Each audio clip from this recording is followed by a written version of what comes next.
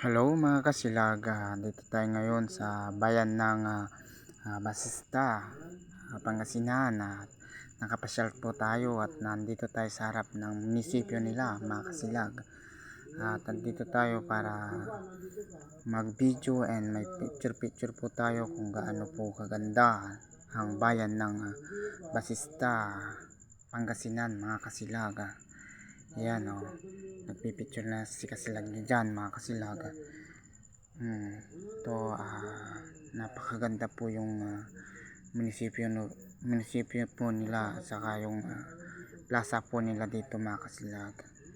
At maganda pong pumunta dito dahil meron din po sila ditong peryaan, yung parang roller coaster ang tawag doon.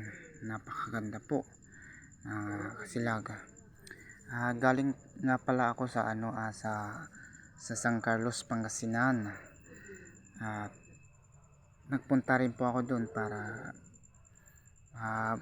ipasa ko po yung report ko sa aking partner mga kasilag. At ito tamang tama at nadaanan ko po yung bayan ng Basista at tumigil po ako dito para mag picture and mag video at makita po natin yung gaano kaganda po yung bayan ng Basista mga kasilag.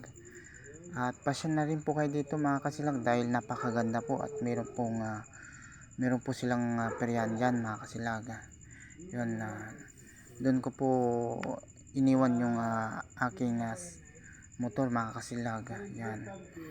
Yan po, munisipyo po yun nila yan at saka plaza po nila yan. Pasensya na po kayo mga kasilag dahil medyo madilim yung pinagpicture ko dyan, pinagvideo ko dahil cellphone lang po ang ginamit ko mga kasilag. Yun po, yun kasilag. Paki-like na rin po mga kasilag yung natin, paki-like and share po mga kasilag. Thank you for watching mga kasilag. Yan po mga kasilag. Yan mga kasilag, tingnan nyo po. Marami pong dumaraan ng mga sasakyan mga kasilag. Napakaganda po talaga.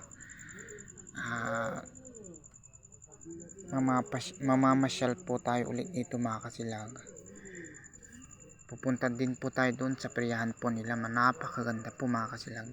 Thank you for watching mga kasilag.